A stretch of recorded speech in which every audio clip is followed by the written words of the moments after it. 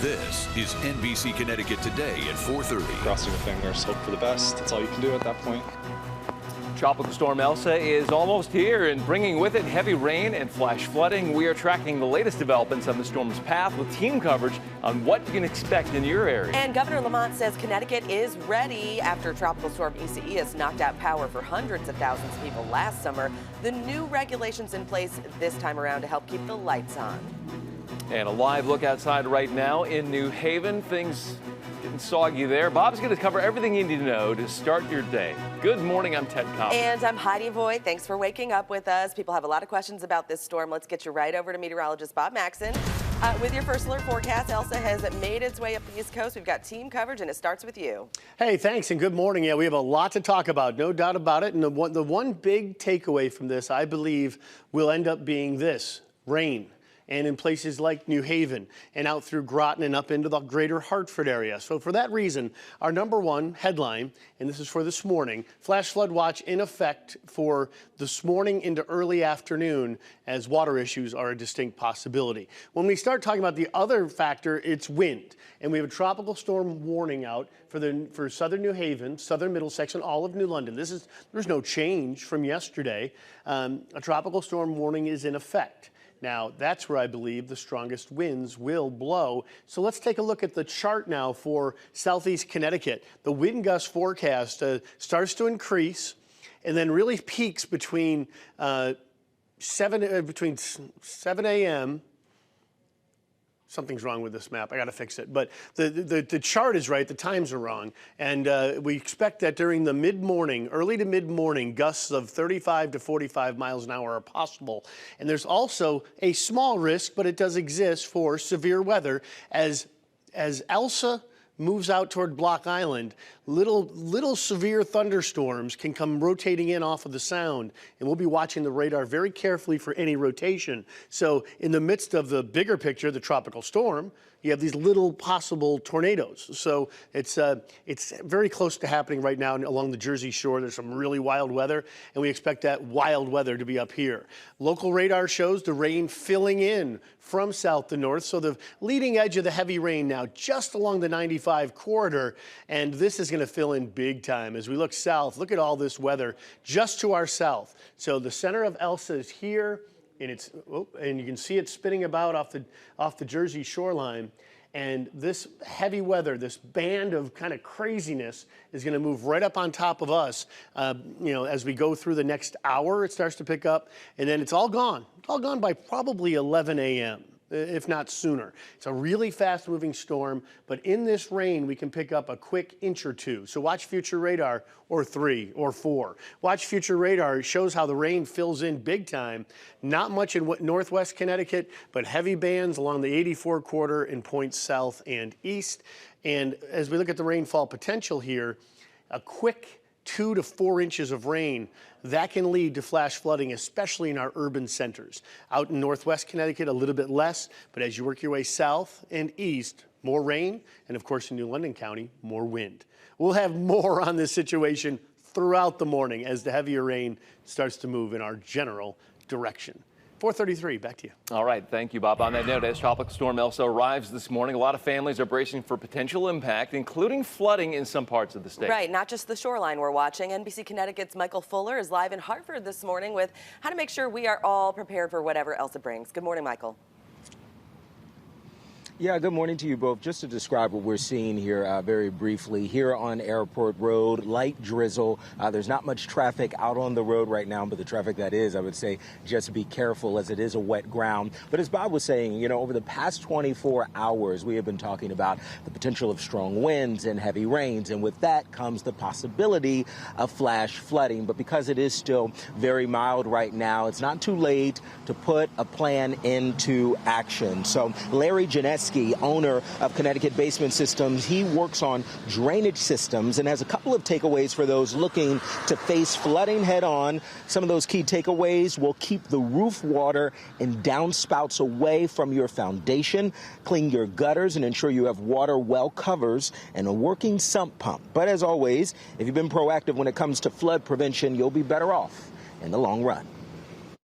If you have a little bit of groundwater seepage, it never gets better. You know, it always gets worse. Get the water out of there as soon as possible and dehumidify, because mold can start growing on anything that's organic.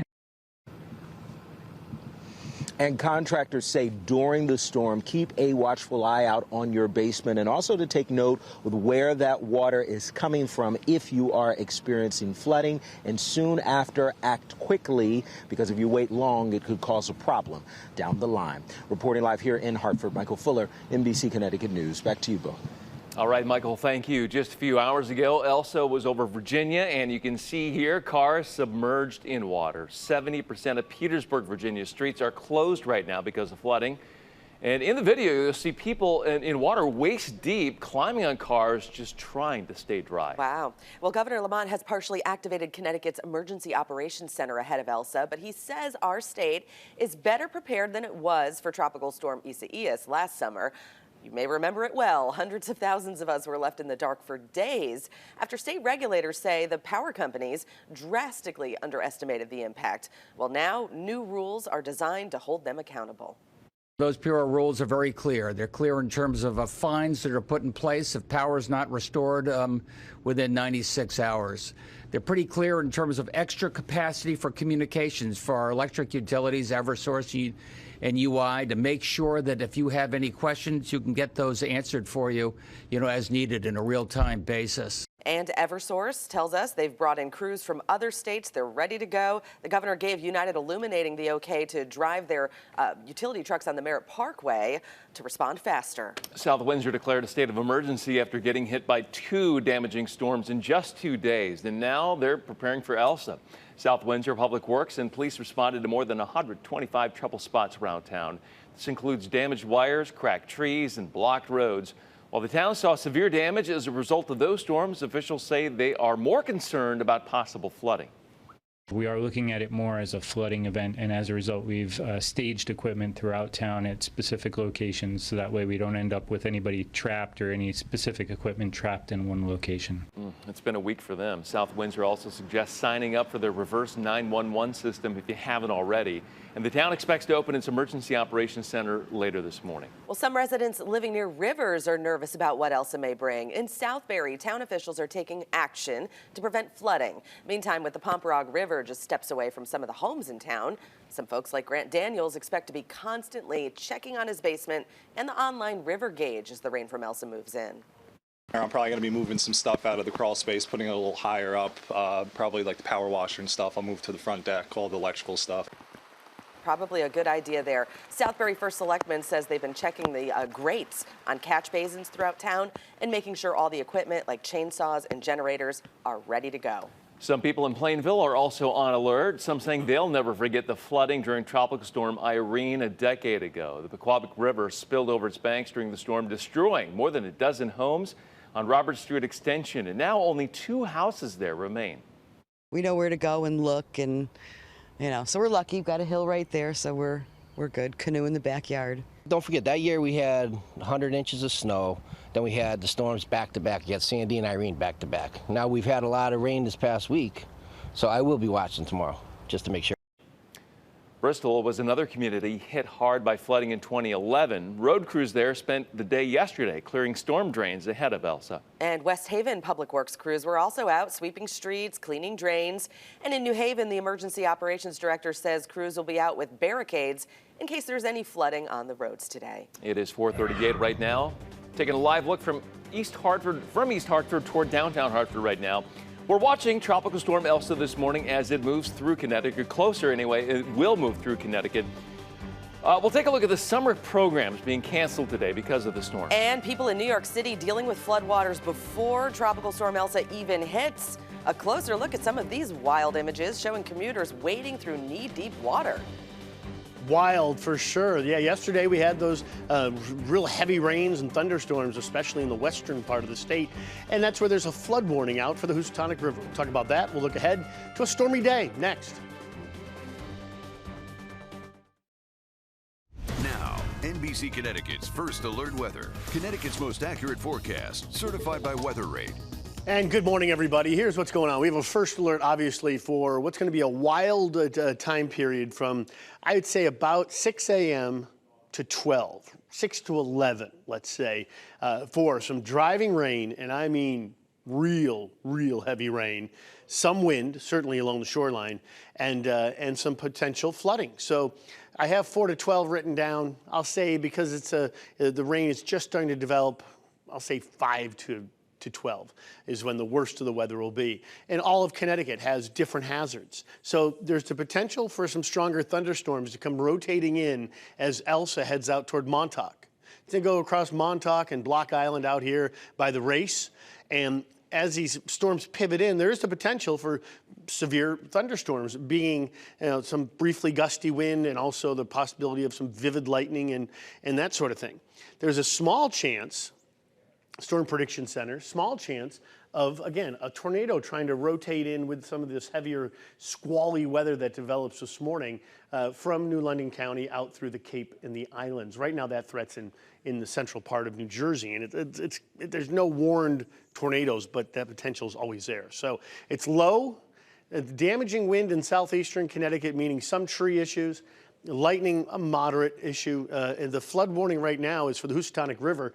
And this happens all the time from Stevenson Dam north. This happens every time it seems to pour. That's one of those common spots. Rain starting to pick up in intensity. You can see it along the I-95 corridor. These little yellow patches are moderate little bursts of rain. And this is all going to fill in a big way. As you can see, oh, there's your first, there's another tornado warning now. This is for right around Toms River and out toward Brick Township and near LBI. The center of the storm goes this way, so some of that weather has the potential of rotating in. Lightning, not a ton of lightning. I thought there'd be more. There's just a little bit of lightning out there right now. So the hour-by-hour forecast for Middletown, look for the rain to pick up in intensity and pour down all morning long. And that wind gust forecast, notice the biggest winds are in southern Connecticut as we go through the mid-morning, as wind gusts between 35 and 45 miles per hour seem possible. So speaking of the shoreline, let's go live to meteorologist Josh Sigrinelli. He's in Stonington. Good morning, Josh. Good morning to you, Bob. Yeah, the calm before the storm, as we'll call it. It's kind of eerie how calm it is out here right now. We're on Ender's Island. Tough to see behind me right here, obviously, because it's so dark. But the sun will be coming up here shortly. We should start to get some light here shortly. And this is one of the areas that we're expecting the most wind with this storm. Down in southeastern Connecticut, an area that we could see some power outages as well. Let's go right to the weather maps. We want to talk about that power outage impact. Eversource has teamed up with the environmental engineering team at UConn, and they have a computer model that actually predicts how many power outages and where those power outages could occur. So take a look at this map. You'll notice the higher outages right down here in southeastern Connecticut. We're talking about Stonington, New London, Groton, Old Saybrook, and right along the 95 corridor. There's areas in that dark orange color where we could see scattered power outages. And then when you head further inland up the 395 corridor to the Norwich area, you'll notice isolated power outages. Now in total, they're expecting anywhere from 25 to 50,000 outages from that computer model. Of course, they are staffed up for many more if it does come to that. But right now, they're just expecting from that computer model between 25 to 50,000 outages. Now, one thing I'll say here is as you watch us throughout the next, few hours, especially as we go into the latter part of the morning, is the wind's really going to ramp up out of the south and east. So we're literally at one of the farthest points into Long Island Sound while still being here in Connecticut, here in Ender's Island. So you're going to be seeing some really great pictures as to how fierce these winds are through the morning. So just stay tuned right here in NBC Connecticut. We are live in Stonington. I'm meteorologist Josh Sigrinelli, NBC Connecticut News. Guys, back to you. All right, Josh, thanks. Well, some schools are calling off programs today as a precaution.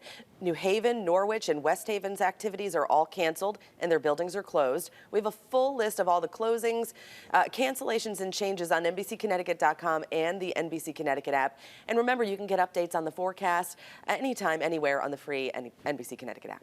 The weather is also forcing the Block Island Ferry to cancel service today. Staff members are alerting people with reservations. Service is expected to resume tomorrow.